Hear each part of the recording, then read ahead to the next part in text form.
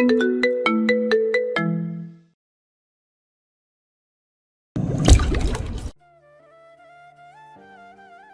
এক যুগের ছোট মেশান, নিজেকে সামলা। পরপর দুই জিপ ভর্তি পুলিশ নিয়ে মাত্রই কলেজ গেটের সামনে এসে উপস্থিত হলেন তায়েব সাহেব। গাড়ি থামতে ব্যস্ত মানুষ শক্ত মুখাভাবে ছুটলেন কলেজের ভেতর। কলেজ ক্যাম্পাসের চারিদিকে থাকা স্টুডেন্ট, শিক্ষক প্রত্যেকে কেমন হাঁ করে তাকিয়ে আছে মানুষটার দিকে। অথচ তায়েব সাহেব রীতিমতো আগুন চোখে ছুটছেন মেয়েদের ক্লাসরুমের দিকে। মিনিট পাঁচেকের মধ্যে তিনি ছুটে এলেন মেয়েদের ক্লাসরুমে। এসেই পুরো ক্লাসরুমে জুড়ে নজর বুলালেন একবার। না, মেয়ে দুটো ক্লাসের কোথাও নেই। সাহেবের চোয়াল শক্ত হলো। এ পর্যায়ে তিনি দাঁত কিরমির করে বেরোলেন ক্লাসরুম থেকে।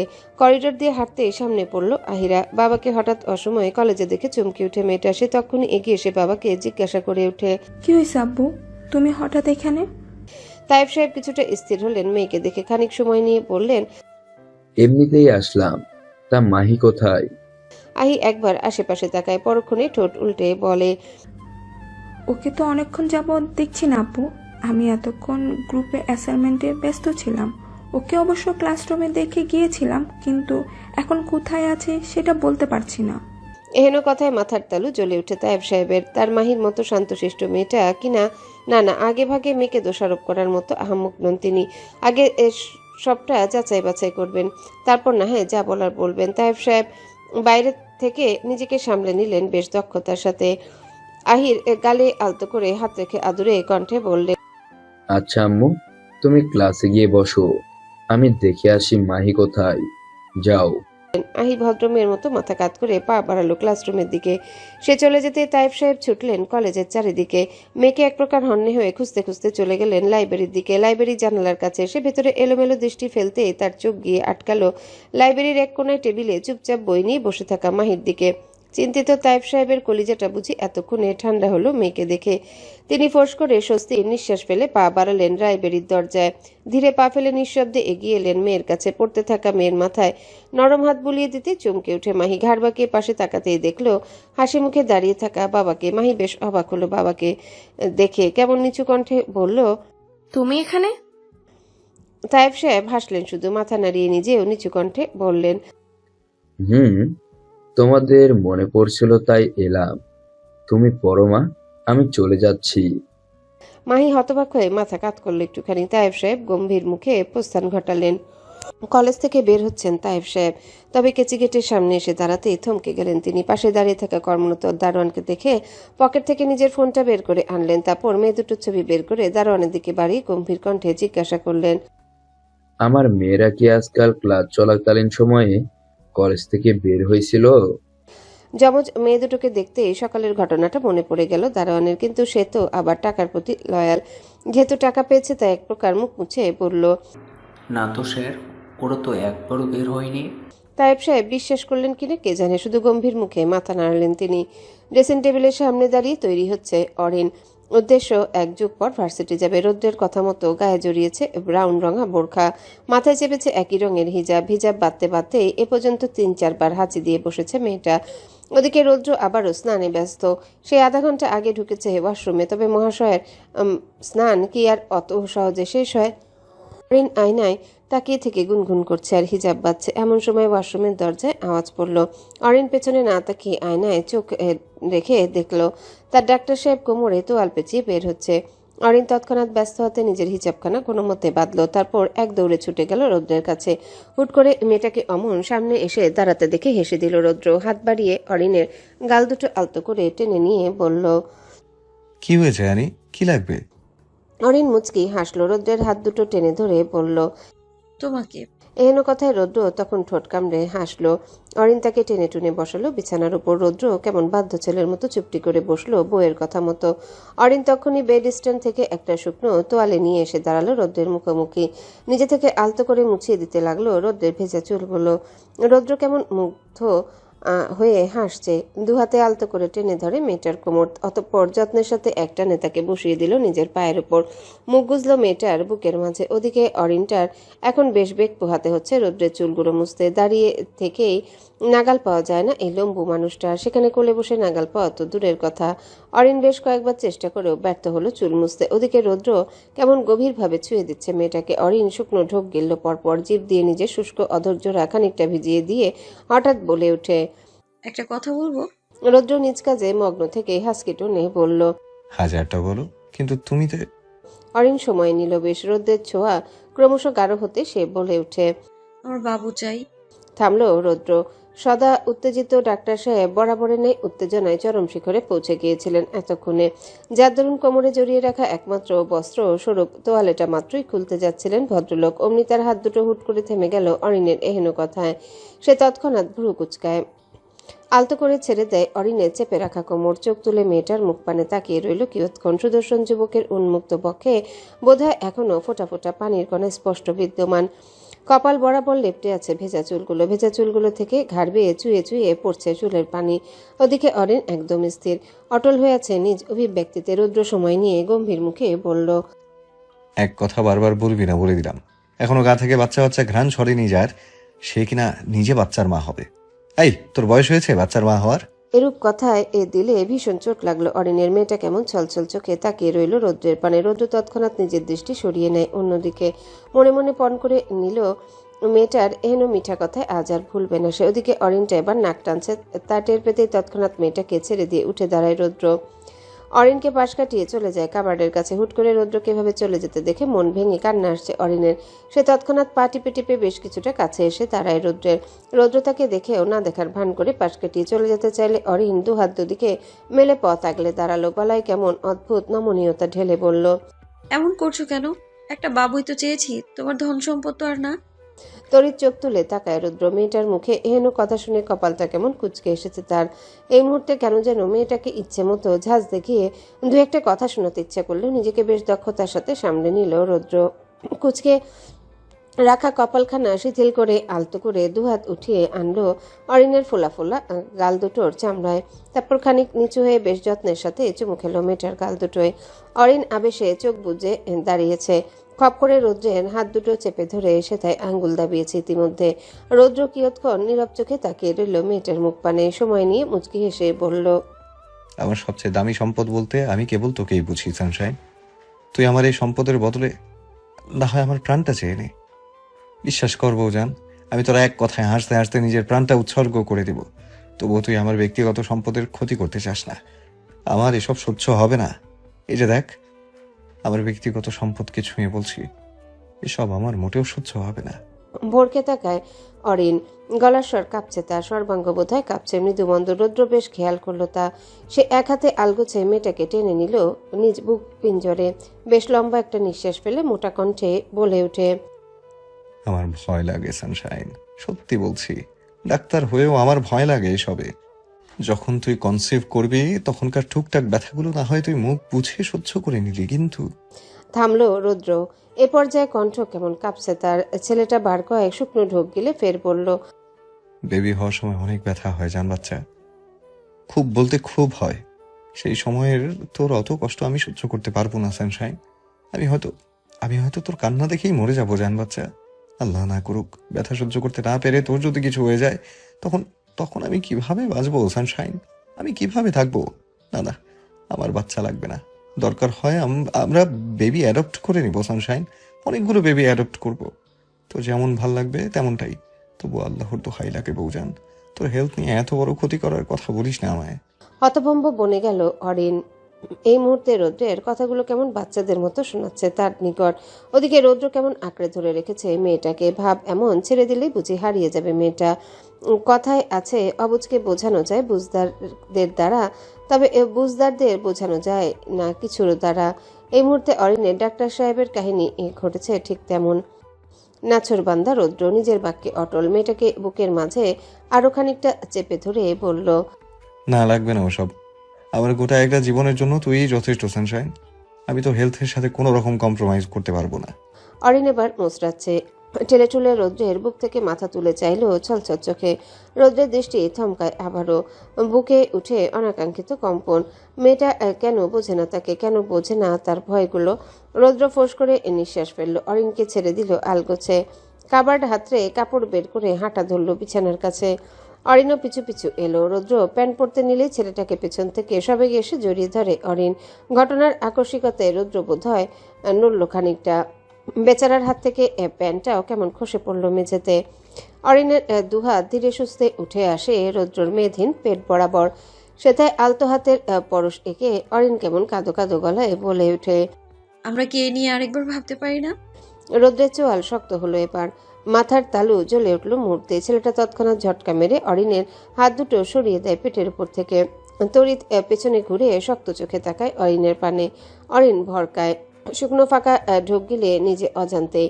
রৌদ্র তৎক্ষণাৎ দু আঙ্গুলে অরিনের চোয়াল চেপে ধরে শক্ত করে ভীষণ রাগ নিয়ে হিসিয়ে বলে, যা বলেছি তা বলেছি, এর পিঠে আর একটা কথাও নয়। এই প্রসঙ্গে আমার কথাই লাস্ট কথা। নেক্সট টাইম এই বিষয়ে আর কথা বলতে আসবি না, গট ইট? চোয়ালের ব্যথায় চোখ মুখ কুচকে রেখেছে অরিন। ইতিমধ্যে চোখের কোণে জমেছে কয়েক ফোঁটা অশ্রুকণা। দেখা মাত্রই রৌদ্রে টনক নড়ল যেন। সে তৎক্ষণাৎ ছেড়ে দিল মেয়েটার চোয়াল। তবে আজ আর যেচে পড়ে আদর করল না অরিনকে। থাকুক এভাবে, একটু একটু শাসন বারণ না করে মেয়েটা কেমন মেজাজ দেখাচ্ছে ইদানিং। চোয়াল শক্ত রেখে হাত বাড়ালো মেঝেতে পড়ে থাকা প্যান্টটা খানিক ঝাড় দিয়ে পড়তে লাগলো নিজ আঙ্গিকে। একে একে গায়ে শার্টও জড়ালেন সুদর্শন যুবক। পাক্কা প্রফেশনালিজম মেনটেন করে ইন করে পড়লেন শার্টটা। কপাল বরাবর লেপটে থাকে এলোমেলো চুলগুলো। আঙ্গুল বোলাতে বোলাতে চলে গেলেন ড্রেসিং টেবিলের সামনে। তারপর আয়নার চোখে রেখে চুল সেট করলেন। বা হাতে পড়লেন ব্র্যান্ডেড ওয়াচ। গায়ে স্প্রে করলেন টম ফোর্ডের উডি পারফিউম। মুহূর্তে পুরো ঘর জুড়ে ছড়িয়ে গেল এক অসাধারণ সুবাস।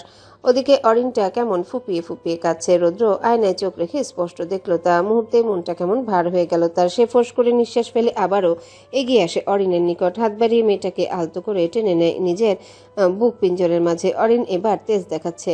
রৌদ্র তাকে নিজে বুকে টানলেও অরিন সরে যেতে চাইছে বারবার। রৌদ্র মুচকি হাসলো মেয়েটার এহেন প্রয়াসে। হাতের বাঁধন আরো খানিকটা জোরালো করে মেয়েটাকে জড়িয়ে রাখলো নিজের সঙ্গে। ওদিকে অরিন ছেলেটার বুক বরাবর দু হাত দিয়ে ক্রমাগত ঠেলছে, মসরাচ্ছে ছাড়া পেতে। অথচ বলিষ্ঠদেহী যুবক যেন নড়ল না একটুও। প্রায় বেশ কিছুক্ষণ এহেন নীরব দ্বন্দ্ব চালিয়ে অরিন থামলো। অবশেষে মাথা নুইয়ে নাক টানলো বেশ। কাঁদো কাঁদো গলায় বলল, ছাড়ো না আমায়। রৌদ্র হাসলো একটুখানি। অরিনের মসৃণ ললাটে অধৈর্যগুলো নরম স্পর্শ এঁকে দিল আলগোছে। অরিন বুঝি শান্ত হলো কিছুটা। রৌদ্র মেয়েটার ললাটে ঠোঁট ছুঁয়ে রেখে ভরাট কণ্ঠে বলল, তোমার যত রাগ ক্ষোভ অভিমান আছে সবকিছু আমি সাদরে গ্রহণ করলাম সানশাইন। সব তাকে মাথা পেতে মেনে নিলাম। তবু আমার কাছ থেকে দূরে যাওয়ার কথা ভুলেও মুখে এনো না বোঝান। আমি সইতে পারবো না এসব, বিশ্বাস করো। একেবারে মরে যাব। নাক টানছে অরিন। নখ দিয়ে খুঁটাচ্ছে রৌদ্রের বুকের কাছে শার্টের অংশ। রৌদ্র এবার আলগোছে ঠোঁট সরালো মেয়েটার ললাট হতে। ধীরে ধীরে ঠোঁট নামিয়ে আনলো মেয়েটার ফোলা ফোলা কপল দয়ে। সেথায় বেশ শব্দ করে চুমু খেয়ে তবেই ক্ষান্ত হলেন ডাক্তার সাহেব। বেহায়া মনটা তার বার কয়েক মেয়েটার নরম গোলাপি অধৈর্যরায় কর্তৃত্ব চালানোর মন্ত্রণা দিলেও রৌদ্র বেশ কৌশলে নিজেকে সামলে নিল। এই মুহূর্তে আরেকটু আগে এগতে নিলে নিয়ন্ত্রণ হারাবার ব্যাপক সম্ভাবনা রয়েছে। এর চেয়ে বরং থাক, রাতে এসে না হয় এহেম এহেম যা খাওয়ার হবে। রৌদ্র ছাড়লো মেয়েটাকে। অরিনের গালে আলতো করে হাত রেখে বলল, আর মন খারাপ করে থেকো না হানি। রাতে এসে তোমার সকল মন খারাপগুলো ভেঙে দেব, প্রমিস। ততক্ষণ না হয় একটু হাসি খুশি থাকো, কেমন? মুখ কুচকায় অরিন। চোখ না তুলে বিড়বিড় করে বলে, নির্লজ্জ। কথাটা বেশ শুনলো রৌদ্র। সে তৎক্ষণাৎ ঠোঁট কামড়ে হাসলো। সামান্য ঝুঁকে অরিনের কানের কাছে মুখে নিয়ে ফিসফিস করে বলল, look, who is talking about that? যে কিনা নিজেই আমার সাথে যখন তখন নির্লজ্জতা করতে উঠে পড়ে থাকে, সেই কিনা আমাকে বলছে নির্লজ্জ। হ্যাঁ, দ্যাটস নট ফেয়ার হানি। এ পর্যায়ে কান দুটো কেমন ঝাঁঝা করে উঠে অরিনে। সে তৎক্ষণাৎ মুখ কুচকে তাকায় রৌদ্রের পানে। গলায় কেমন ঝাঁঝ ঢেলে বলে, মিথ্যে কথা বলবেন না একদম। আমি আবার কখন আপনার সাথে নির্লজ্জতা করলাম? দুষ্টু হাসলো রৌদ্র। বাঁকা চোখে মেয়েটাকে একবার আপাদমস্তক দেখে নিয়ে দুষ্টু কণ্ঠে বলল, রাতে এসে বলবো হানি, একটু ভিন্ন ভাবে। এখন যেতে হবে তো। অরিন মুখ বাঁকায়, নাক ফুলিয়ে তাকায় অন্যদিকে। রৌদ্র আর ঘাটলো না মেয়েটাকে। থাক, একটু না হয় অভিমান করে থাকুক, অভিমানিনী। স্যার, আসবো? শীতাতপ নিয়ন্ত্রিত কেবিন। ডেস্কে বসে ফাইল ঘাটছেন কবির সাহেব। আঙ্গুলের ভাঁজে তার এখনো কলম গুজে রাখা। কপালে জমেছে গোটা কয়েক চিন্তার ভাঁজ। ঠিক তখনই কেবিনের দরজায় এসে দাঁড়ালেন মোকলেস মিয়া। সশ্রদ্ধায় অনুমতি চাইলেন ভেতরে আসার। কবির সাহেব ভ্রু উচালেন। মোকলেস মিয়াকে দেখে নড়ে চড়ে বসলেন তিনি। হাসি মুখে অনুমতি দিয়ে বললেন, হ্যাঁ হ্যাঁ, এসো। মোকলেস মিয়া ভারী ভদ্র মানুষ। আলতো হেসে ভেতরে ঢুকলেন তিনি। ডেস্কের ওপাশে দাঁড়াতেই কবির সাহেব বললেন, বসো। মোকলেস মিয়া মাথা নাড়িয়ে বসলেন। কবির সাহেব হাতের ফাইলখানা গুটিয়ে রাখলেন পাশে। আঙ্গুলের ভাঁজে কলমটা নাড়াতে নাড়াতে জিজ্ঞাসা করলেন, কি মোগলেস মিয়া? কিছু বলবে নাকি? মোখলেস মিয়া কেন যেন মনে করছেন, খানিক ঢোক গিলে থেমে থেমে বলেন, স্যার আসলে একটা কথা বলতে এসেছিলাম। হ্যাঁ বলো, আমি তো শুনছি। এহেন কথায় ভরসা পেলেন মোখলেস মিয়া। ডান হাতের বাহুর ভাঁজে গুটিয়ে রাখা শপিং ব্যাগটা ধীরে ধীরে বের করে আনলেন মুখচোরা মানুষটা। সেখান থেকে একটা নেমন্তন্ন কার্ড বের করে আলতো করে এগিয়ে দিলেন কবির সাহেবের নিকট। মুখে কিছুটা দ্বিধাদ্বন্দ্ব ভাব রেখে বললেন, স্যার আমার মেয়ের বিয়ে ঠিক হয়েছে আগামীকাল বাদ জুম্বায়। স্যার আপনি এবং আপনার পরিবার যদি এই অতমেয়ের বিটেতে একটুখানি আসতেন আমি বড্ড খুশি হতাম স্যার। আর আপনার যদি কোনো সমস্যা থাকে তাহলে থাক স্যার, আপনি কেবল দোয়া রাখবেন আমার মেয়েটার জন্য, তাহলেই হবে। কবির সাহেব তৎক্ষণাৎ গাল ভরে হাসলেন। নেমন্তন্ন কার্ডটা নিজের দিকে এগিয়ে এনে হাসি মুখে বললেন, আরে তোমার মেয়ের বিয়েতে দাওয়াত দিয়েছো আর আমি যাব না? তা কি করে হয় বলো তো? আমি যাব, এমনকি পুরো পরিবার নিয়ে যাব। তুমি টেনশন করো না। মুখলেস মিয়া হাতে যেন এক টুকরো চাঁদ পেলেন।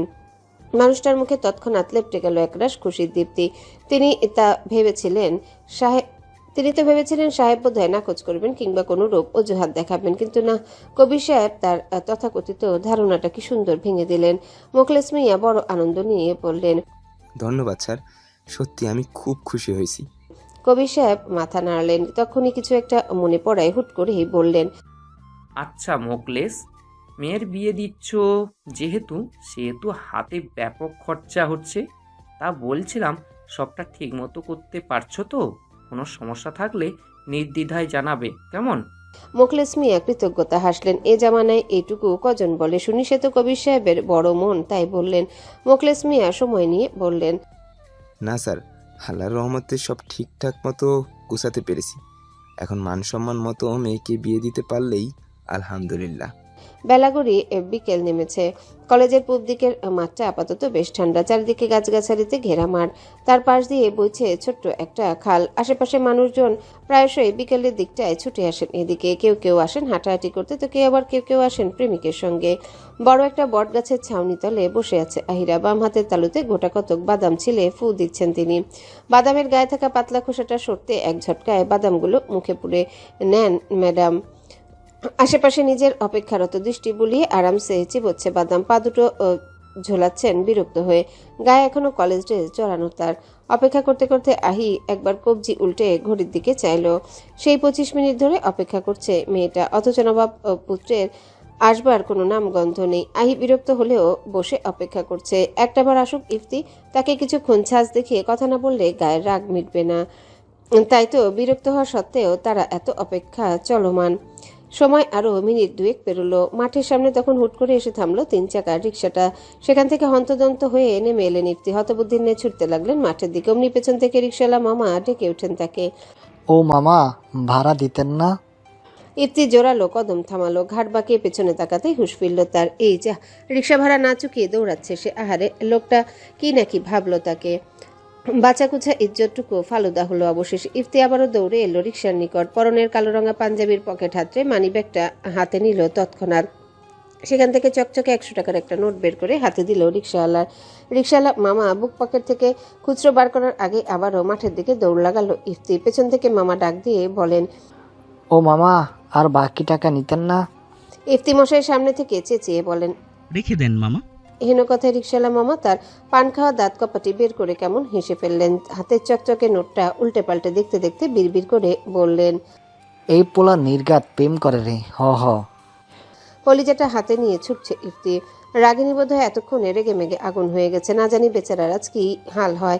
ইফতি পকেট হাতড়ে ফোন বের করলো। ফের দ্রুত কল লাগালো আহির নাম্বারে। এ নিয়ে 5 বার কল দিয়েছেন মশাই, তবে আহি একবারের জন্য রিসিভ করেনি তার ফোন।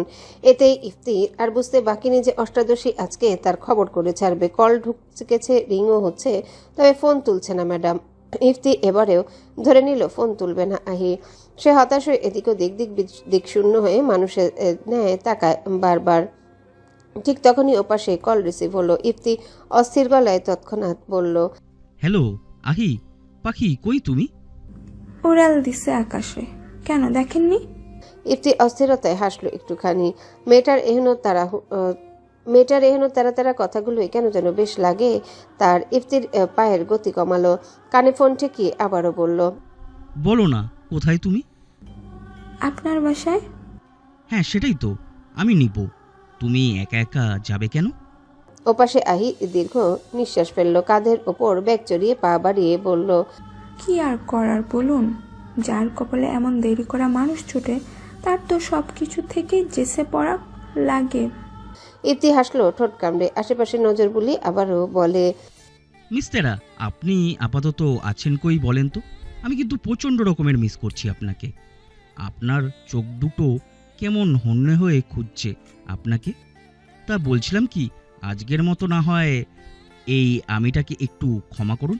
অ্যাটলিস্ট নিজের লোকেশনটা বলুন।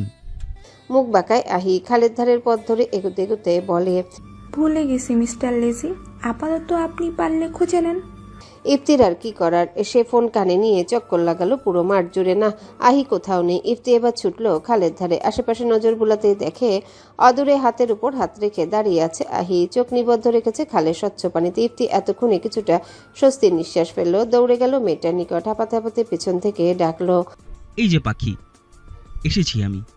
কপাল কুচকে পেছনে ফিরে আহি গলায় অসম্ভব ঝাঁজ ঢেলে বলে ওঠে, তো কি করব, আপনাকে কুলে তুলে নাচবো? থতমত খেলো আহি, শুধু অধৈর্য রাজীব দিয়ে খানিক ভিজিয়ে নিয়ে আমতা আমতা করে বলল, ইয়ে না মানে, এখনো রেগে আছো? মুখ ভেঙচি কাটে আহি, সামনের দিকে পা বাড়াতে বাড়াতে শক্ত গলায় বলে ওঠে, রাগ, এইসব আবার কি জিনিস? আমি তো এই প্রথম শুনলাম এই শব্দ। ইফতি মাথা চুলকায়, আহি হাঁটছে দেখে দৌড়ে ছুটে আসে মেয়েটার সামনে, অতঃপর আশেপাশে তেমন কোনো ভ্রুক্ষেপ না করে নিজের কান দুটোই হাত রেখে অপরাধী সুরে বলল, সরি, এই যে কান ধরলাম পাখি, আর হবে না কখনো। তুমি বললে এক্ষুনি কান ধরে উঠবস করতেও রাজি আছি আমি। আহি আর নিজেকে দমিয়ে রাখতে পারল না, উল্টো ফিক করে হেসে দিল ইফতির এমন কাণ্ডে।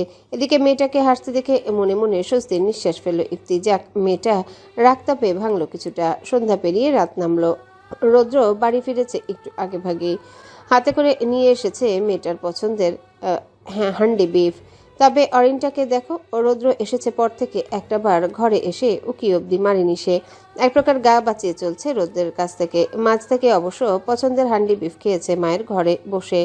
রৌদ্র এবার তিতি বিরক্ত, বেশ কয়েকবার অরিনকে ডেকে পাঠালেও মেয়েটা আসেনি ঘরে। এই নিয়ে যে কত দুঃখ ব্যাটার তা বলার বাইরে। রৌদ্র এ পর্যায়ে নিজেই বেরোলো ঘর ছেড়ে, সিঁড়ি বেয়ে নামতে নামতে বার কয়েক ডাকলো, অরি, হ্যাঁ অরি, কই তুই? সারা শব্দ নেই অরিনের। রৌদ্র সিঁড়ি থেকে নেমে কোমরে হাত চেপে দাঁড়ালো। কোথায় গেল মেয়েটা? মনের কোণে উত্থাপিত প্রশ্নে ঠিকঠাক জবাব পেতে রৌদ্র পা বাড়ালো রান্নাঘরের দিকে। দরজার কাছে দাঁড়িয়ে একবার উকি দিল ভেতরে। মা এবং চাচিকে কাজ করতে দেখে রৌদ্র গম্ভীর কণ্ঠে বলে ওঠে, মেজমা, আমার বউজন কই? রাত্রে ব্যস্ত রাফিয়া বেগম। ধোয়া ওঠা গরম মাংসের পাতিলে খুন্তি নাড়ছেন দক্ষ হাতে, পাশে পেঁয়াজ কাটছেন জুবাইদা বেগম। গাল বেয়ে তার টুকটুক করে গড়িয়ে পড়ছে নিঃশব্দ নোনা জল। মানুষটা ক্ষণে ক্ষণে নাক টানছেন আর পেঁয়াজও কাটছেন। এরই মধ্যে রান্নাঘরের দরজার কাছ থেকে ভেসে আসা রৌদ্রের ভরাট কণ্ঠে থামলেন দুজন। রাফিয়া বেগম খুন্তি নাড়ানো বাদ দিয়ে পেছনে ফিরে তাকালেন। কপালের মাঝে গোটা কতক ভাঁজ ফেলে সন্দিহান গলায় বললেন, অরিনা মাত্রই অনিকা আর ইকরার সাথে বাহিরে গেল কেন? তোকে বলে যায়নি? রৌদ্রের চোয়াল শক্ত হলো এ পর্যায়ে। সন্ধ্যা থেকে মেয়েটার এহেন ইগনোর করাটা মোটেও হজম হচ্ছে না তার। সেটা কি অরিন বোঝে না? বোঝে তো, মেয়েটা তো বেশ বুঝে শুনেই করছে এসব। রৌদ্র নিশ্চিন্তায় মগ্ন বলে রাফিয়া বেগম ফের বললেন, রোদ, অরি কি তোকে বলে যায়নি? বিচক্ষণ রৌদ্র বইয়ের দোষটা আলগোছে ঢেকে নিল। প্রসঙ্গ ঘুরিয়ে বলল, হ্যাঁ বলেছে বই কি, বাট এখনই চলে যাবে সেটা জানতাম না। যাকে কি করছো তোমরা? রাফিয়া বেগম হাসলেন একটুখানি। কবির সাহেবের পছন্দ অনুযায়ী মাছের পাতলা ঝোলে খুন্তি নাড়িয়ে নরম কণ্ঠে বললেন, ওই আর কি, রাতের রান্না সারছি। তা তোর কি কিছু লাগবে বাবা? রৌদ্র ঠোঁট গোল করে শব্দ করলো খানিকটা। নজর ঘুরিয়ে এক পলক তাকালো মায়ের দিকে। মাকে এমন নাক টানতে দেখে এগিয়ে আসে সে। মেয়েরা পিছু দাঁড়িয়ে আলতো করে হাত রাখলো মায়ের কাঁধে। অতঃপর মাকে নিজের দিকে ঘুরিয়ে দাঁড় করায় রৌদ্র। মায়ের অশ্রুসিক্ত নয়নের পানে চোখ রেখে ভ্রু কুচকায় ছেলেটা। গম্ভীর কণ্ঠে বলে ওঠে, শতবার বলেছি আম্মু, পেঁয়াজ কাটার সময় মুখে চুইংগাম রাখবে। কথাটা একবারও শুনো না কেন বলো তো? জুবাইদা বেগম ভেজা চোখে হাসলেন ছেলের কথা শুনে। রৌদ্র একদৃষ্টিতে তাকিয়ে দেখল মায়ের মিষ্টি হাসিখানা। পরক্ষণে মায়ের ভেজা চোখ দুটো বৃদ্ধাঙ্গুলের সাহায্যে আলতো করে মুছে দিয়ে মাকে সাইড চাপিয়ে নিজে এগিয়ে গেল চপিং বোর্ডের কাছে। জুবাইদা বেগম তৎক্ষণাৎ ছেলের হাত আগলে ধরেন, দুধারে মাথা নাড়িয়ে চটপট কণ্ঠে বলেন, আরে আরে কি করছিস? রেখে দে আব্বু, আমি করে নিব। রৌদ্র মুচকি হাসলো। হাতের উপর থেকে মায়ের হাতখানা আলতো করে সরিয়ে দিয়ে দক্ষ হাতে ছুরি চালালো চপিং বোর্ডে। মাকে উদ্দেশ্য করে গম্ভীর কণ্ঠে বলল, আমার প্রিয় মানুষদের চোখের পানি আমার কেন যেন সহ্য হয় না আম্মু, কেন সহ্য হয় না। রাত হয়েছে, খাবার খেতে সকলকে ডাকা হয়েছে ইতিমধ্যে। অরিন এতক্ষণে জম্পেশ একটা আড্ডা শেষে টেবিলে এসে বসেছে, তাও আবার বাবা এবং ভাইয়ের মাঝে। রৌদ্র মাত্রই পা রাখলো ডাইনিংয়ে। তবে অরিনের অমন বসা দেখে ভ্রু গোটায় সে। মেয়েটার পানে তাকায় কটমট দৃষ্টিতে, কিন্তু অরিনের তো সেদিকে বিন্দুমাত্র পাত্তা নেই। সে কি সুন্দর হাসি মুখে খাবার খাচ্ছে। রৌদ্র একবার চাইলো না খেয়ে চলে যেতে, তবে পরক্ষণে ভাবলো থাক, খাবারের সাথে গোসা করে কি লাভ। রাফিয়া বেগম বিচক্ষণ মানুষ, বেশ বুঝলেন মেয়ে এবং রৌদ্রের মাঝখানে নীরব মনোমালিন্য। মনে মনে ভেবে নিলেন সুযোগ বুঝে এ নিয়ে মেয়ের সাথে কথা বলবে না হয়। রৌদ্র প্লেটে খাবার বেড়েছে, 1-2 লোকমা নিতেও কেন যেন বেশ কষ্ট হচ্ছে ছেলেটা। সম্মুখে বসা বউটা তার কি সুন্দর করে খাচ্ছে, অথচ সে মেয়েটার অবহেলায় মূর্ছা যাচ্ছে। সময়ের সাথে সাথে রৌদ্র একরাশ কষ্ট মেনে নিয়ে কোনো মতে খাবারগুলো গিলল। সবার আগে খাবার শেষ করে চেয়ার ছেড়ে উঠে দাঁড়িয়ে অরিনের উদ্দেশ্যে বলল, খাওয়া শেষ হওয়া মাত্রই ঘরে আসবি, খবরদার আর কোথাও যাবি না। কবির সাহেব খাবার মুখে নিয়ে কেসে উঠেন ছেলের মুখ নিঃসৃত বাক্যে। পাশ থেকে সাব্বির সাহেব ভড়কে গিয়ে ভাইজানকে 1 গ্লাস পানি এগিয়ে দিলেন। ওদিকে তাশরিক সাহেব মুখ টিপে হাসছেন। তখনই পাশ থেকে তায়েব সাহেব ভাইয়ের পেট বরাবর কনুই দিয়ে গুঁতো দিলেন। তাশরিক সাহেব হাসি থামালেও ভ্রু কুঁচকে রাখলেন তৎক্ষণাৎ। মুখ ফুটে কিছু বলবেন তার আগে তায়েব সাহেব ইশারায় বোঝালেন চুপ থাকতে। এদিকে সবার এত হতবিহ্বলতার থোড়ায় যায় আসছে রৌদ্রের। সে তো কথাখানা বলেই প্রস্থান ঘটিয়েছে গটগট পায়ে। ওদিকে অরিনের খাওয়ার গতি কমেছে এখন। তাড়াতাড়ি খেলে তো তাড়াতাড়ি ঘরে যেতে হবে, তখন কিভাবে হবে? ডাক্তার সাহেবকে একটু শিক্ষা না দিলে তো হবে না। অনিক, হ্যাঁ অনিক, দরজা খোল। ব্যাপক রোমান্টিক মুডে ছিলেন অনিক সাহেব। অমনি দরজায় কড়া নাড়ানোর শব্দ পেয়ে রোমান্টিক মুডের 12টা বাজলো তার। অনিক কেমন মুখ কুচকে ছুটে আসে দরজার কাছে। দরজা খুলতেই সম্মুখে রৌদ্রকে কটমট দৃষ্টিতে তাকিয়ে থাকতে দেখে ভরকায় বেচারা। থতমত খেয়ে বলে, কি হলো ভাইয়া এত রাতে? রৌদ্রের মেজাজ এখন সপ্ত আসমানে। সে কেমন দাঁত খিচে জিজ্ঞাসা করলো, আমার বউজান কই? ওকে ফেরত দে। এবার যেন আকাশ থেকে পড়লো অনেক। বেচারা কেমন ফটাফট উত্তর দিল, কি হলো ভাইয়া এত রাতে? বনু কই মানে? ও তোমার ঘরে নেই? ও তো সেই কখন চলে গেছে ঘুমাতে। আবারও মেজাজ বিগড়ে গেল রৌদ্রের।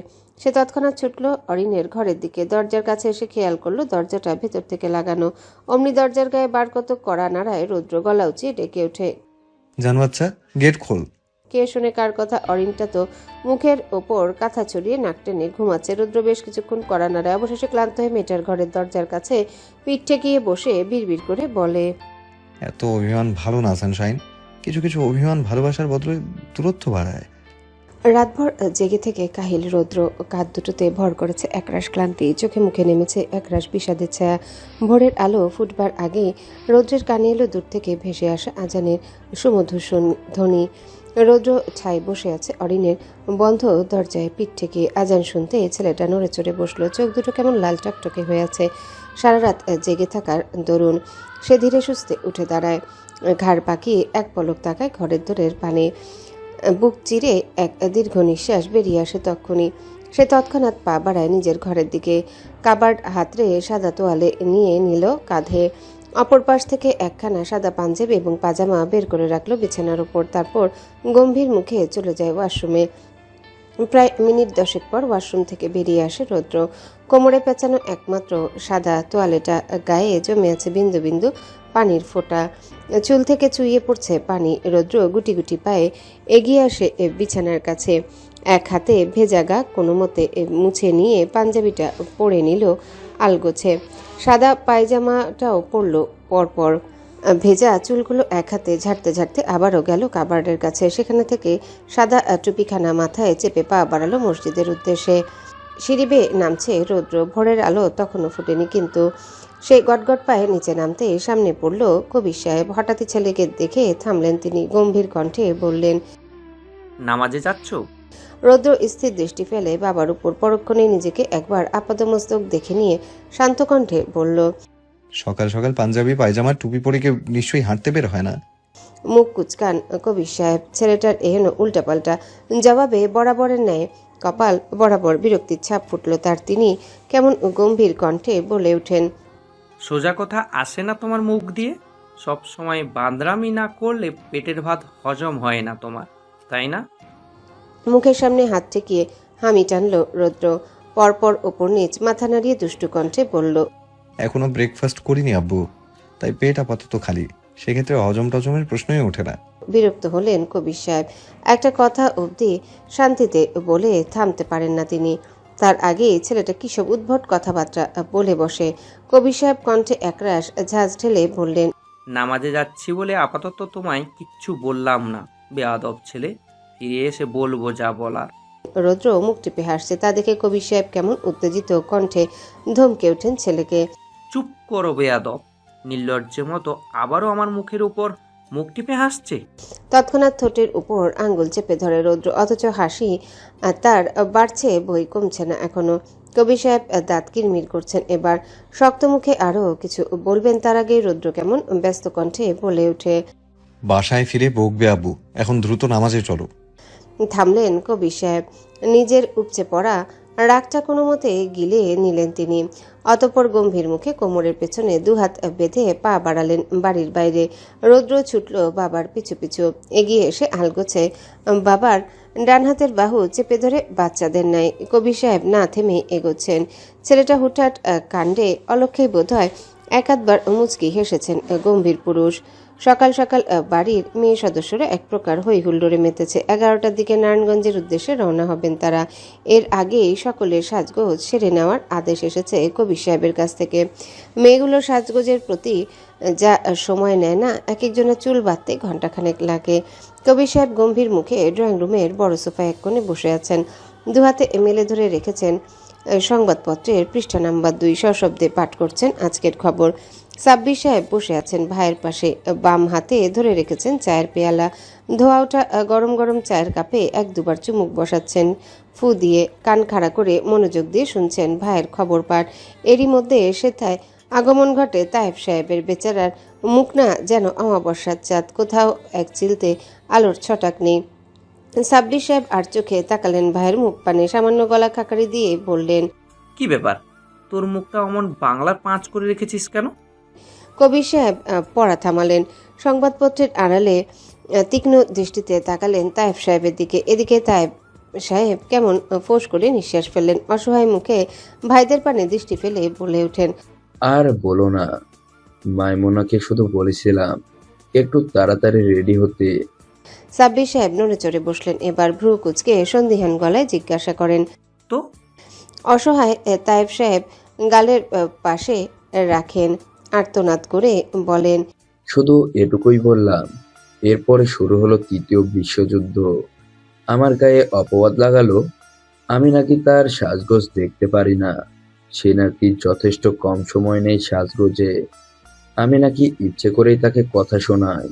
বেচারার এমন আর্তনাদে বাকি দুজন না চাইতেও হেসে ওঠেন শব্দ করে। তায়েব সাহেব চোখ তুললেন, আহত কণ্ঠে বললেন, আমি এদিকে আমার দুঃখের কথা বললাম আর তোমরা কিনা হাসছো। তৎক্ষণাৎ চুপ করে গেলেন বাকি দুজন।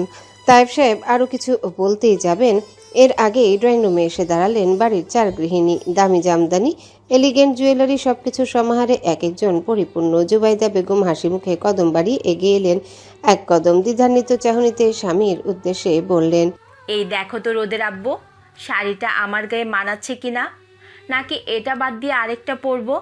হোঁচট খেলেন কবির সাহেব। চোখ দুটো বড় সড়ক করে নিয়ে হতভাগ কণ্ঠে বলে ওঠেন, এতক্ষণ ধরে সেজে গুজেও কিনা বলছো এটা না আর একটা পড়বে? গায়ে জ্বালা ধরল জুবাইদা বেগমের। শান্ত মেজাজটা হুট করে কেমন গরম হয়ে গেল স্বামীর এহেন বাক্যে। গরম তেলে পানির ছিটে পড়লে যেমন ছলাৎ করে উঠে, মানুষটাও তেমন ছ্যাদ করে উঠে বললেন, কি বললে এতক্ষণ? মানে আমি তো মাত্র 1 ঘন্টা লাগালাম রেডি হতে, এটা কোন দিক থেকে বেশি মনে হলো তোমার কাছে?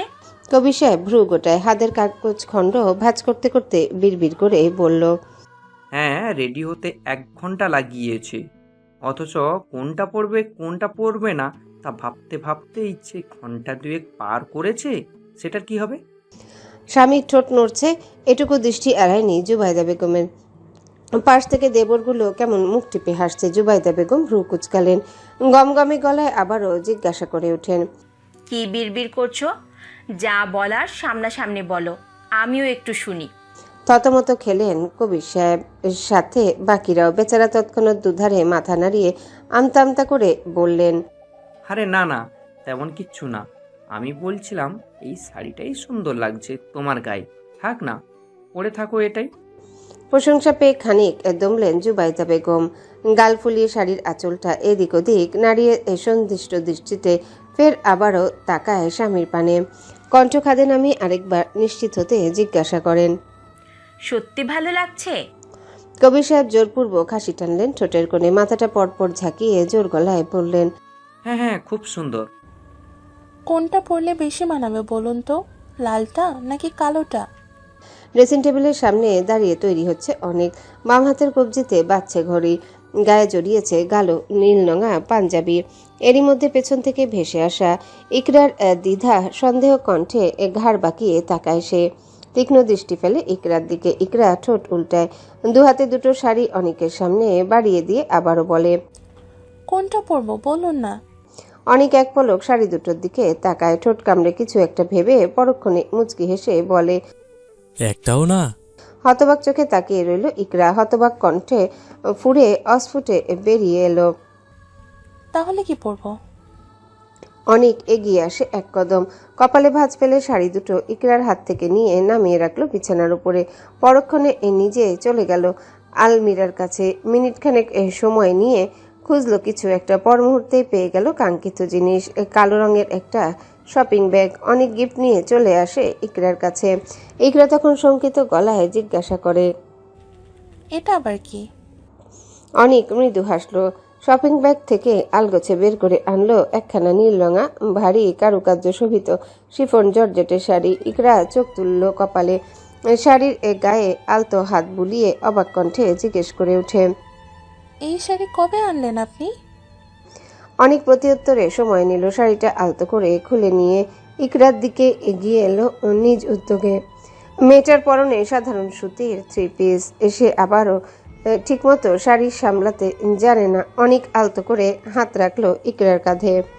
আচ্ছন্ন দৃষ্টিতে মেয়েটার মুখ পানে তাকিয়ে থেকে হাত বাড়িয়ে আলগোছে টেনে সরিয়ে দিল সুতির ওড়নাটা। ইকরা মুখ নামিয়ে আনলো, দৃষ্টি ঠেকালো জমিন বরাবর। লজ্জায় বিড়ম্বনায় হাঁসফাঁস লাগছে মেয়েটার। হাতের আঙ্গুলগুলো ডলতে ডলতে সে কেমন মিনমিন করে বলল, আপনি ছাড়ুন, আমি পরে নিব। অনেক ঠোঁট কামড়ে হাসলো। মেয়েটার কাঁধের উপর থেকে বস্ত্রখানা ধীরে সুস্থে নামিয়ে দিয়ে আচ্ছন্ন গলায় বলতে লাগলো, আমি থাকতে তুমি কেন পড়ার কষ্ট করবে? তোমার কি মনে হয় আমি কেবল খুলতেই জানি? এখনো কথায় কান দুটো এক প্রকার ঝাঁঝা করে উঠল ইকরার। জিভে কাটলো দাঁত। গাল দুটোই ঈষৎ লাল বর্ণ ধারণ করেছে ইতিমধ্যে। অনেক মেয়েটাকে আরেকটু লজ্জায় ফেলতে বলে ওঠে, জামাটা কে খুলবে বউ পাখি, তুমি নাকি আমি? হক চকিয়ে ওঠে ইকরা। তড়িৎ 2 কদম পিছিয়ে গিয়ে ভরকে যাওয়া কণ্ঠে বলল, একদম না, আমি খুলবো। অনেক বাঁকা হাসলো এ পর্যায়ে। হাতের শাড়িটা হাতে চেপে রেখে গিয়ে বসলো ড্রেসিং টেবিলের টুলের উপর। মেয়েটার সর্বাঙ্গে এক প্রকার কাঁপন ধরিয়ে দেওয়ার মতো দৃষ্টি তাক করে ভাবলেশীন ভঙ্গিতে বলল, ওকে ফাইন, খোলো। ভরকায় ইকরা। অনেকের অমন অন্তর্ভেদী দৃষ্টি দেখে গলাটায় বুঝি শুষ্কতা নেমে এসেছে তার। মেয়েটা পরপর শুকনো ঢোক গিলল। মাথা নুইয়ে বিছানার উপর থেকে শাড়ি পরার বাদ বাকি কাপড়গুলো হাতে নিয়ে পা বাড়ায় ওয়াশরুমের দিকে। তবে এতেও বাদ সাধল অনেক। পেছন থেকে হুট করে চেপে ধরল ইকরার পাতলা কোমর। ইকরা থমকায়, খানিক ঢোক গিলে পাশ ফিরে তাকায়। অনেকের আচ্ছন্ন দৃষ্টিতে আবারও কাবু হচ্ছে মেয়েটা। এদিকে অরিন কেমন দুষ্টু হেসে বলে ওঠে, কই যাও বউ পাখি? ইকরা আমতা আমতা করছে এবার। মিনমিনে স্বরে বলে, চেঞ্জ করতে।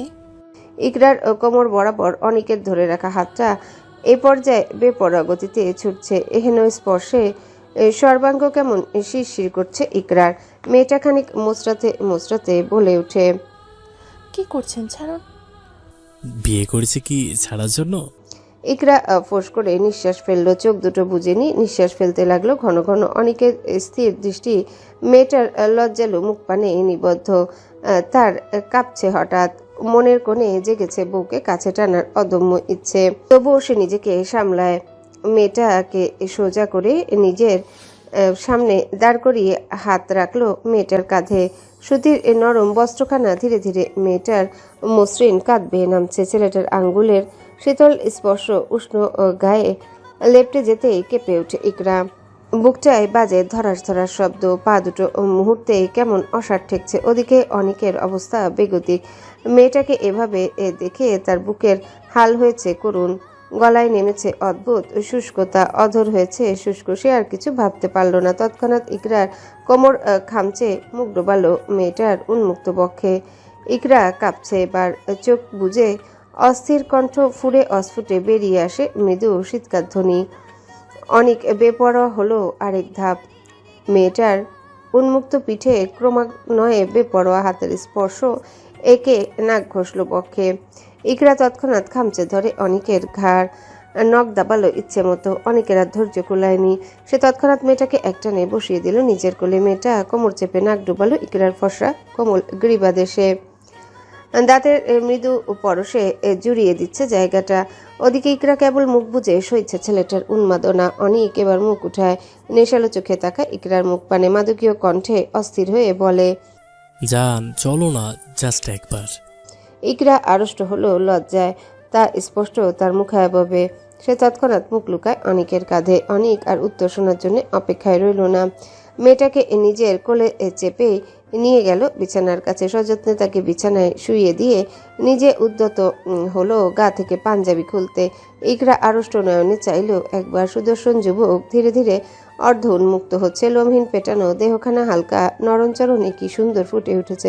ওদিকে ইকরাকে এভাবে এক দৃষ্টিতে তাকিয়ে থাকতে দেখে বাঁকা হাসলো অনেক। মেয়েটার ওপর ঝুঁকে আসতে আসতে দুষ্টু কণ্ঠে বলল, দেখা দেখি সময় শেষ মেয়ে, এবার কাজকর্ম করার পালা।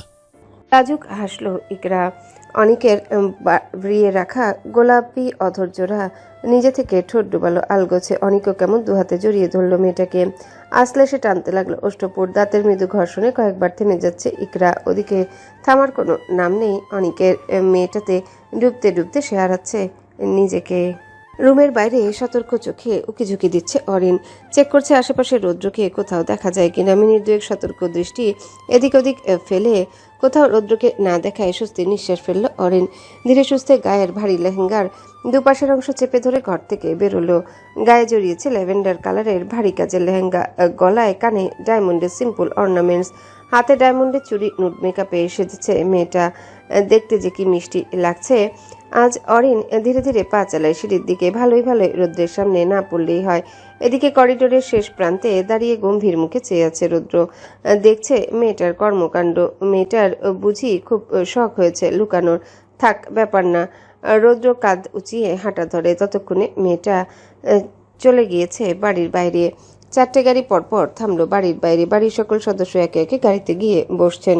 প্রথমে দুটো গাড়ি ফুল। বাড়ির চারকর্তা এবং গৃহিণী গিয়ে বসেছেন সেগুলোই। যেহেতু গাড়ি দুটো ইতিমধ্যে মানুষে পরিপূর্ণ, সেহেতু গাড়ি এবার স্টার্ট দেওয়ার পালা। প্রথম গাড়িটা ড্রাইভার চালালেও দ্বিতীয়টি চালালেন তায়েব সাহেব। তিনি এই গাড়ি স্টার্ট দিতে গেলেই বাড়ির ড্রাইভওয়ে থেকে চেঁচিয়ে ওঠে অরিন। হিল জুতোয় খুব একটা দৌড়াতে না পারলেও হনহন করে এগিয়ে আসে গাড়ির নিকট। সে গো ধরে বলে, আমিও এই গাড়িতে যাব। অবাক হলেন সকলে। অরিন নাকি রৌদ্রকে ছেড়ে তাদের সঙ্গে যেতে চাইছে। এও কি তবে সত্যি? গাড়ির ফ্রন্ট সিটে বসে থাকা তাশরিক সাহেব অবাক কণ্ঠে বলে ওঠেন, তুমি আমাদের সাথে যাবে মানে? তুমি না রোদের সাথে যাবে? অরিন দুধারে মাথা নাড়ায়, কপাট আহ্লাদি কণ্ঠে বলে, না, অনেক দিন হয়েছে তোমাদের সাথে কোথাও যাই না। আজকে আমায় নেবে তোমাদের সাথে? ব্যাক সিটে বসে থাকা সাব্বির সাহেব খানিক গলা খাকারি দিয়ে ওঠেন। মেয়েটা এহেন আহ্লাদি কণ্ঠে সে যে বারংবার গোলে পানিতে। তিনি তৎক্ষণাৎ গাড়ি থেকে বেরিয়ে আসেন। মেয়েকে আলতো করে গাড়িতে বসিয়ে দিয়ে নিজে উঠে বসলেন পরক্ষণে। তারপর তায়েব সাহেবের উদ্দেশ্যে হাঁফ ছেড়ে বললেন, গাড়ি স্টার্ট দে এবার। অরিন তো বেজায় খুশি, বাবার সাথে যাচ্ছে বলে নয়, উল্টো রৌদ্রকে কিছুটা হলেও ঘোল খাওয়াতে পেরেছে তা ভেবে যত আনন্দ তার। একে একে 4টে গাড়ি হর্ন তুলতে তুলতে এসে থামলো সুসজ্জিত বিয়ে বাড়ির সামনে। কিয়ৎক্ষণ বাদে গাড়ি থেকে নেমে আসেন এহসান বাড়ির সদস্যরা। তাদের দেখতে পেয়েই মোখলেস মিয়া দ্রুত কদমে এগিয়ে আসেন। চকচকে চোখে কবির সাহেবের কৃতজ্ঞতা জ্ঞাপন করে অভ্যর্থনা জানালেন সকলকে। ভীষণ সম্মানের সঙ্গে সকলকে আমন্ত্রণ জানালেন বাড়ির ভেতর। কবির সাহেব সহ বাকিরাও হাসি মুখে ঢুকলেন ভেতরে। আধা পাকা দালান সামনে দিয়ে বড় একটা উঠোনের জায়গা, সেখানেই ব্যাপক জাঁকজমকভাবে প্যান্ডেল বেঁধে অতিথি আপ্যায়ন চলছে। কবির সাহেব হাসি হাসি মুখে এদিক ওদিক দৃষ্টি ফেলছেন। তার নজর গিয়ে আটকালো অদূরের একটা চেয়ারের পায়ের উপর পা তুলে বসে থাকা তৌসিফ মির্জার পানে। কবির সাহেব থমে গেলেন হঠাৎ। পাশ থেকে সাব্বির সাহেবও থামলেন। ভাইয়ের দৃষ্টি অনুসরণ করে নিজেও তাকালেন সেদিকে। পর মুহূর্তে তৌসিফ মির্জাকে দেখে মুখ থেকে হাসিটা কেমন ধপ করে নিভে গেল। তিনি থমথমে কণ্ঠে বললেন, উনি এখানে? কবির সাহেব মুখায়ভাব গম্ভীর করলেন।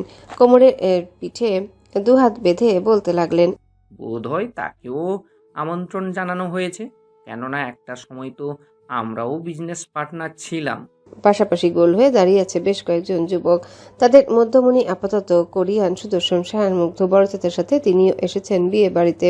তাকে দেখা মাত্রই বিয়ে বাড়িতে আসা ছেলে অতিথিগুলো কেমন জেকে ধরেছে ছেলেটাকে। আগ বাড়িয়ে এসে কি আড্ডা জুড়িয়েছে সকলে। কেউ কেউ নিজেদের কৌতূহল মেটাতে ব্যস্ত। বুকের কাছে দুহাত বেঁধে দাঁড়িয়েছে মুগ্ধ। বলিষ্ঠ দেহী এই যুবকের পেশিবহুল বাহুদয় ফুলে ফেঁপে উঠছে শার্টের বাইরে দিয়েই। ফর্মাল একটা কালো রঙের শার্ট পরেছে, সঙ্গে পরেছে ঢিলে ঢালা ক্যাজুয়াল ট্রাউজার। গলার কাছে 2-3টে বোতাম বরাবরের মতোই হা করে খুলে রাখা, তাতে স্পষ্ট দৃশ্যমান যুবকের ফর্সা বক্ষের কিছুটা। শার্টের বোতামে লাগিয়ে রাখা রোদ চশমাটা।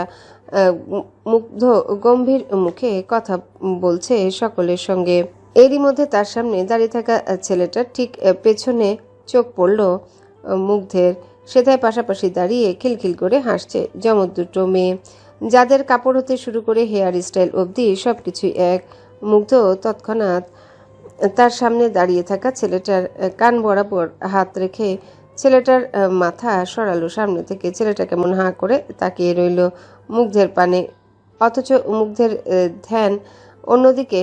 সে একবার শঙ্কিত চোখে তাকালো সামনে। আশ্চর্য, ও কি স্বপ্ন দেখছে নাকি? মুগ্ধ তৎক্ষণাৎ দৃষ্টি সরিয়ে অন্যত্র তাকায়। পরক্ষণে আবারও দৃষ্টি ঠেকায় মেয়ে দুটোর উপর। না, এবারেও দুজন। মুগ্ধ বিড়ম্বনায় নিজে আওড়ালো, চশমিশের টুইন সিস্টার আছে? কি বুঝিনি। মুগ্ধ প্রতিউত্তর করল না তাদের কথা, উল্টো হনহন করে হেঁটে গেল আহি মাহির দিকে। এদিকে বিয়ে বাড়ি 2-1জন অতিথির সাথে কথা বলছে আহি মাহি, মাঝে মধ্যে হাসছেও কিলকিল করে। ঠিক তখনই মুগ্ধ এসে হাজির হলো ঝড়ের গতিতে।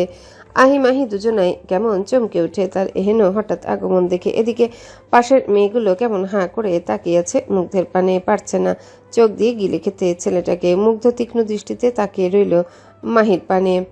অদ্ভুত হলেও সত্যি, পাশে একই রকম দেখতে আহি দাঁড়ানো থাকলেও মুগ্ধের একমাত্র দৃষ্টি থমকে আছে মাহির দিকে। মাহি ঢোক গিলল সামান্য। পাশ থেকে আহি তখন খ্যাক করে বলল, এই যে মিস্টার, হঠাৎ করে সামনে এসে দাঁড়ালেন কেন? আশেপাশে কি জায়গার অভাব পড়েছে? মুগ্ধের গায়েও লাগলো না আহির বাক্য। সে মাহির পানে শান্ত দৃষ্টি রেখে ভরাট কণ্ঠে হঠাৎ বলল, তোমাকে চশমা ছাড়া খুব একটা বাজে লাগে না চশমিশ? মাহি থমকায় এক মুহূর্তের জন্য, ঠোঁট ফাঁক করে কিছুটা নিঃশ্বাস ফেলে পরক্ষণে মাথা নুইয়ে দাঁড়িয়ে রইল। পাশ থেকে আহির কি হলো কে জানে, সে মনে মনে ধরেই নিল লোকটা বোধহয় মাহির পূর্ব পরিচিত। সে একবার পাশে তাকায়। মাহির কাচুমাচু ভাব দেখে ভাবে মাহিরকে হয়তো ডিস্টার্ব করছে এই লোক। আহি তৎক্ষণাৎ খেচিয়ে বলল, এক্সকিউজ মি, ও কিন্তু মাহি নয়, আমি মাহি। ও আমার টুইন সিস্টার অহি। মুগ্ধ মাহির পানে ঠায় তাকিয়ে আহির কথা কর্ণকুহরে পৌঁছাতে সে কেমন হাসলো ঠোঁট পিষে। মাহির নামিয়ে রাখা মুখ পানে এক দৃষ্টিতে তাকিয়ে থেকে ভীষণ আত্মবিশ্বাসের সাথে বলে ওঠে, পৃথিবীতে যদি এরকম দেখতে কোটি কোটি মায়েরা এসানো থাকে এবং তারা যদি কখনো একই সাথে একই জায়গায় দাঁড়িয়ে থাকে, তবু আমি কোনোরূপ দ্বিধাদ্বন্দ্ব ছাড়া সেই কোটি কোটি মেয়েদের ভিড় থেকে আমার চেনা চশমিশকে খুঁজে বের করে নিয়ে আসতে পারবো। কেননা এই ভীত দূরে চোখ কেবল আমার চেনা চাশমেশেরই আছে, আর কারও নেই। থমকায় আহি, ভম্বের ন্যায় তাকিয়ে রইল যুবকের পানে। আশ্চর্য, তার বোনকে নিয়ে এতটা কনফিডেন্ট কেন এই ব্যক্তি? কে উনি? ঘর ভর্তি মানুষজন, চারিদিকে হই হুল্লোড়। নতুন বউকে বাদ দিয়ে সবাই ভিড় জমিয়েছে এহসান বাড়ির মানুষজনের সাথে। দেখতে ভাবা যায় কত বড়সড় মনের মানুষ হলে কর্মচারীর মেয়ের বিয়েতে সপরিবারে এসেছে দাওয়াত খেতে। অরিন সহ বাকিরাও সে কি আনন্দ নিয়ে কথা বলছে সবার সঙ্গে। ওদিকে নতুন বউ বসে আছে খাটের এক কোণে, সেও কি সুন্দর উৎসুক দৃষ্টিতে তাকিয়ে আছে এহসান বাড়ির মেয়েগুলোর দিকে। এদিকে হাতের মুঠোফোনে লাগাতার কল দিয়ে যাচ্ছে রুদ্র। না, এখনো কল ধরছে না মেয়েটা। রুদ্র এবার বেজায় বিরক্ত হলো। দাঁতে দাঁত চেপে নিজের উপচে পড়া রাগটা কোনো মতে সামলাতে লাগলো। স্টেজ ভর্তি মানুষের সামনে কবির সাহেব সকলের সঙ্গে ছেলেকে পরিচয় করিয়ে দিচ্ছেন। রৌদ্র জোরপূর্বক হাসি টেনে সকলের সঙ্গে পরিচিতি হচ্ছে। তবে মেজাজ তার এখনো সপ্তম আসমানে। মেয়েটা একবার সামনে পড়ুক আজ, তখন দেখাবে কত ধানে কত চাল। রৌদ্র সময় নিয়ে স্টেজ থেকে নামলো। সামনে বিছিয়ে রাখা টেবিলের একখানা চেয়ারের পাশে ফোনটা বের করে আনলো হাতে। দ্রুত টাইপ করে মেসেজ লিখে পাঠালো মেয়েটার ফোনে। এবার যদি মেসেঞ্জার একটু দেখে আর কি। স্বচ্ছ কাচের গ্লাস মাত্রই চুমুক বসিয়েছে অরিন। এতক্ষণ বেশ কয়েকবার ফোন বাজলো, তুলেনি সে। কেননা সে তো জানে কে দিয়েছে ফোন। ছেলেটাকে এবার জব্দ করতে না পারলে আর কবে করবে সে। অরিন পানি খেতে খেতে ফোনের স্ক্রিন অন করলো। নোটিফিকেশনে আসা মেসেজটা ওপেন করতে মুখ ভর্তি পানি সব ছিটকে পড়লো মেঝেতে। ভাগ্যের সামনে কেউ ছিল না, নাহলে যে নির্ঘাত কেলেঙ্কারি হতো। মেসেজে রুদ্র লিখেছে, যথাসম্ভব দূরে দূরে থাকবন, কেননা আজকে যদি ভুলক্রমেও একবার তোকে আমার হাতের কাছে পাই, দেন আই সোয়ার হানি, আজ সারা রাত তোর কণ্ঠে শুধু আমার নামে চিৎকার থাকবে। And I mean it, so be prepare to face a bad boy. নাকে মুখে উঠে যাচ্ছে তাই এই অবস্থায় অরিনের রৌদ্রের অমন ধুমকি ধামকিতে বুক কাঁপছে তার। সে তৎক্ষণাৎ মায়ের হাত ধরে ঠেকিয়ে বসলো। চিন্তায় বিভোর হয়ে ভাবতে লাগলো, ডাক্তার সাহেবকে জব্দ করতে গিয়ে নিজেই না জব্দ হয়ে যায় সে। খাবার দাবার পর্যায়ে শেষ, যে যার মতো ব্যস্ত এখন। অরিন রৌদ্রর ভয়ে পুরোটা সময় জুড়ে মা চাচিদের আশেপাশেই রয়ে গেছে। স্টেজের সামনে বিছিয়ে রাখা ছোট ছোট চেয়ারে আপাতত সকলে বিশ্রাম নিচ্ছে। অরিনের বাম পাশে বসে আছে ইকরা। মেয়েটার হাতে গ্লাস ভর্তি মোজো, ধীরে ধীরে চুমুক বসাচ্ছে কোথায়। এরই মধ্যে তাদের পাশ কাটিয়ে হুড়মুড় করে দৌড়ে গেল পুতুল। ছেলেটার হাত লেগে ইকরার হাত থেকে মোজাটা তৎক্ষণাৎ ছিটকে পড়ল অরিন শুদ্ধ ইকরার গায়ে। ঘটনার আকস্মিকতায় বেচারা পুতুল দাঁড়িয়ে গেল হুট করে। অপরাধী সুরে বলে ওঠে, সরি বৌমনি, আমি আসলে খেয়াল করিনি। ইকরা শাড়ি ঝাড় দিতে দিতে বলল, ইটস ওকে পুতুল। পুতুল অপরাধীর চোখে ঠাই থেকে এদিকে ইকরাও একাধারে সরি বলে যাচ্ছে অরিনকে। অরিন আবারও বড্ড ভালো মেয়ে, আদরের ভাবির হেন কৃতকর্মে মোটেও রাগ না করে উল্টো নরম কণ্ঠে বলল, আরে না, তুমি তো আর ইচ্ছে করে করনি, সো সরি বলতে হবে না। আমি গিয়ে ফ্রেশ হয়ে আসছি। কথাটা বলি অরিন পা বাড়ালো ওয়াশরুমের দিকে। বড়সড় ওয়াশরুমের বেসিন কাউন্টারের সামনে এসে ধীরে ধীরে গা ঝাড়তে লাগলো মেয়েটা। হাতের পার্স ব্যাগ থেকে দু একটা টিস্যু বের করে লেহেঙ্গার উপরে থেকে যা পড়েছে মুছছে সে। আহারে, কত শখের লেহেঙ্গা তার। মেয়েটা পরে একেবারে নষ্ট হয়ে গেল। জামার শোকে অরিনের মুখটা কেমন এইটুকুন হয়ে গেল। মেয়েটার উদাস মুখে জামা ঝাড়তে ব্যস্ত। ঠিক এমন সময় দরজার কাছে থেকে ভেসে আসে তার অতি পরিচিত গম্ভীর পুরুষের দুষ্টু কণ্ঠ। ভরকায় অরিন। তখন তড়িৎ ঘাড় বাকি আশেপাশে তাকায়। ওয়াশরুমের দরজার সাথে রৌদ্র কেমন গা ঘেঁষে দাঁড়িয়ে আছে। পরনে ল্যাভেন্ডার রঙা পাঞ্জাবিটা বরাবর নয়, নজর কাড়া ঠেকছে সুদর্শন যুবককে। মাথা ভর্তি কালো লম্বা চুলগুলো জেল দিয়ে স্পাইক করে রাখা, তার ঠোঁটের কোণে ঝুলছে স্পষ্ট দুষ্টু হাসি। রৌদ্র সময় নিয়ে শটান হয়ে দাঁড়ায়, ঠোঁটে বাঁকা হাসি ঝুলিয়ে এগিয়ে আসে মেয়েটার নিকট। অরিন ঘাবড়ে গিয়ে দু কদম পিছিয়ে যায়। ক্ষণে ক্ষণে শুষ্ক ঢোক গিলে আমতা আমতা করছে। এক পর্যায়ে রৌদ্র সেদিকে ভ্রুক্ষেপহীন কদম বাড়াচ্ছে নিজাঙ্গিকে। অরিন পৌঁছাতে পৌঁছাতে এক পর্যায়ে তারা ঠিক আটকানে দেয়ালের সাথে।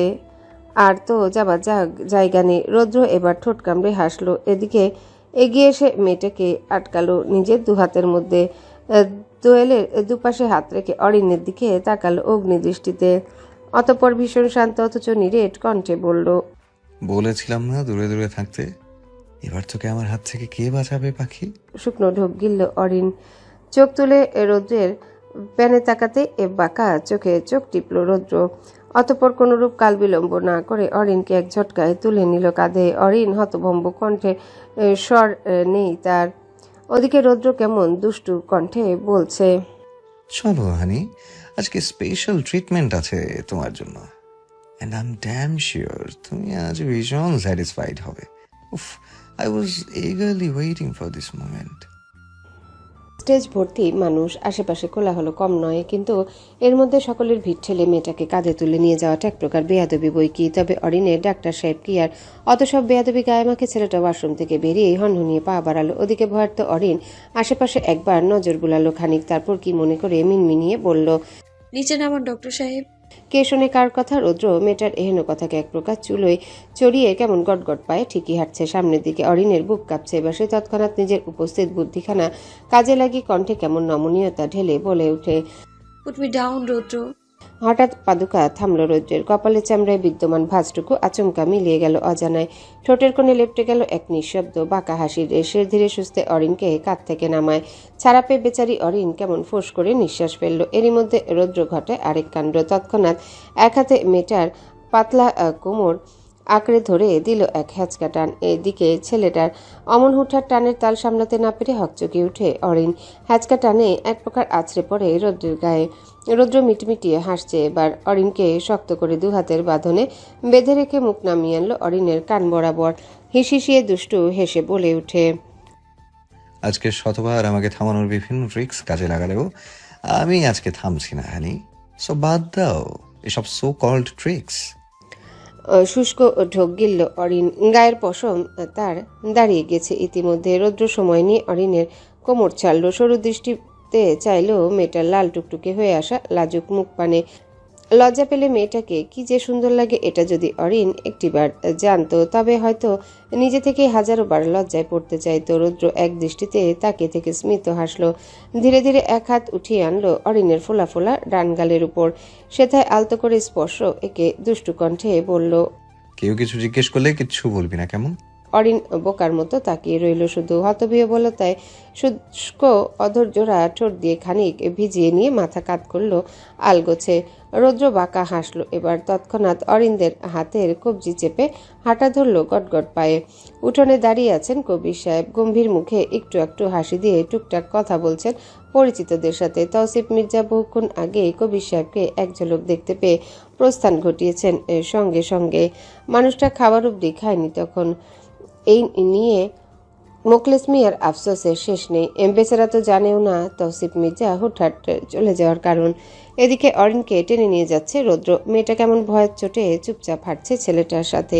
প্রায় কিয়ৎক্ষণ বাদে রৌদ্র উঠান পেরিয়ে চলে যেতে সামনে পড়লেন কবির সাহেব। মাত্রই পরিচিতদের সাথে কথাবার্তার ইতি ঘটিয়ে পা বাড়িয়েছিলেন উল্টো দিকে। অমনি ছেলেকে দেখে থমকে দাঁড়ালেন তিনি। গম্ভীর মুখে জিজ্ঞাসা করলেন, কোথায় যাচ্ছ এত তাড়াহুড়ো করে? রৌদ্র ভাবলেশীন ভঙ্গিতে স্থির হয়ে দাঁড়ায়। গলায় কোনরূপ ভনিতা না করে বলে, জরুরি ফাইল ঘাঁটতে। কবির সাহেব শিথিল ভ্রুদার মাঝে ভাঁজ পড়ল দু একটা। তার মুখে এভাবে স্পষ্ট ফুটে উঠছে বোধ গম্যহীনতা।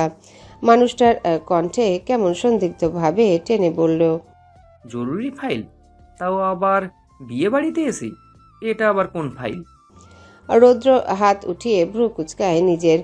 বাবার অলক্ষ্যে বাঁকা হাসলো একটুখানি। পরক্ষণে সে হাসি ঠোঁটের কোণ থেকে মুছে নিয়ে গম্ভীর মুখে বলল, ভীষণ জরুরি ফাইল আব্বু, ও তুমি বুঝবে না। ছেলের কথার পরপরই কোমরের পিঠে দু হাত রাখলেন কবির সাহেব। গম্ভীর মুখে ফের সন্দিহান গলায় বলে ওঠেন, জরুরি ফাইল ঘাঁটতে এলে একা যাও? মেয়েটাকে তবে শুধু শুধু সঙ্গে করে নিয়ে যাচ্ছ কেন? রৌদ্র এবার গাছাড়া ভাব ধরল। এক হাতে অরিনের হাতের কবজি চেপে রেখে ভাবলেশীন ভঙ্গিতে বলতে লাগলো, আমার আবার বউ ছাড়া কোনো কাজ করতে ইচ্ছে করে না আব্বু। বুকটা কেমন খাঁ খাঁ করে বউ ছাড়া, তাই বউ নিয়ে যাচ্ছি। কেন, কোনো সমস্যা? শুরু হয়ে গেল ছেলেটার বউ বৃত্তান্ত। কবির সাহেব এক পর্যায়ে ফের অতিষ্ঠ হলেন। কটমট দৃষ্টিতে তাকালেন ছেলের পানে। আশেপাশে না তাকিয়ে তরিত দাঁত খিচে নিচু কণ্ঠে দিলেন এক ধমক, বললেন, যখন তখন বউ বউ না করে তোমার পেটের ভাত হজম হয় না বেয়াদব ছেলে। বউ কি পৃথিবীতে কেবল তোমারই আছে? রৌদ্র ভ্রুক্ষেপহীন বাবার এহেন কথাগুলোকে কোনরূপ তোয়াক্কা না করে দুধারে নিঃশব্দে মাথা নাড়ায়। সে পরক্ষণে বলে, না তো, বউ তো সবার থাকে, তবে কার কয়টা থাকে সেটা তো আর আমি জানি না। ব্যাস এইটুকুই যেন যথেষ্ট ছিল কবির সাহেবের জ্বলন্ত মেজাজে ঘি ঢালতে। মানুষটা দাঁত খিচে যেই না কিছু বলবেন তার আগে রৌদ্র কেমন বাবাকে পাশ কাটিয়ে বইয়ের হাত ধরে হাঁটা ধরল বাড়ির বাইরে। এদিকে পেছনে ঠায় দাঁড়িয়ে রইলেন কবির সাহেব। রাগী মানুষ রাগে কেমন গজগজ করছেন। ভাগ্যিস এটা অন্যের বাড়ি, না হলে যে কি হতো। গাড়ি ছুটছে আপন গতিতে। ফ্রন্ট সিটে বসে নখ খুঁটাচ্ছে অরিন। করার মতো কিছু না পেয়ে একাধবার আর চোখে দেখেছে রৌদ্রকে। ওদিকে রৌদ্রের চোখ মুখ বেজায় শক্ত। ছেলেটা কেমন এক দৃষ্টিতে সামনে তাকিয়ে গাড়ি চালাচ্ছে। অরিনের সাধ্যই হলো না ছেলেটার সনে যেচে পড়ে কথা বলতে। পাছানা আবার দিয়ে বসে একটা দুটো ধমক। প্রায় আধা ঘন্টা পর গাড়ি এসে থামলো প্যান প্যাসিফিক হোটেলের সামনে। রৌদ্র তড়িঘড়ি করে গাড়ি থেকে নামলো। ঘুরে এসে অরিনের সিটের দরজা খুলে দিয়ে গম্ভীর মুখে বলল, গাড়ি থেকে নাম। অরিন নামছে না, উল্টো ঠাই হয়ে বসে রইল বুকের কাছে হাত বেঁধে। রৌদ্র ভ্রু কুচকায়, মাথাটা সামান্য নামিয়ে নিয়ে গম্ভীর মুখে বলে ওঠে, কি সমস্যা? কথা কানে যাচ্ছে না তোর? অরিন ভ্রুক্ষেপহীন মাথা নুইয়ে বসে আছে। এবার রৌদ্র দাঁত কিরমির করে ফের বলে ওঠে, হ্যালো বন্ধুরা, পরবর্তী পার্ট খুব তাড়াতাড়ি আসবে, তো সবাই অপেক্ষায় থাকো। আর চ্যানেলটি যারা এখনো সাবস্ক্রাইব করোনি তারা পরবর্তী পার্ট দেখার জন্য চ্যানেলটি সাবস্ক্রাইব করে রেখো। ধন্যবাদ সবাইকে, আমাদের সাথেই থেকো।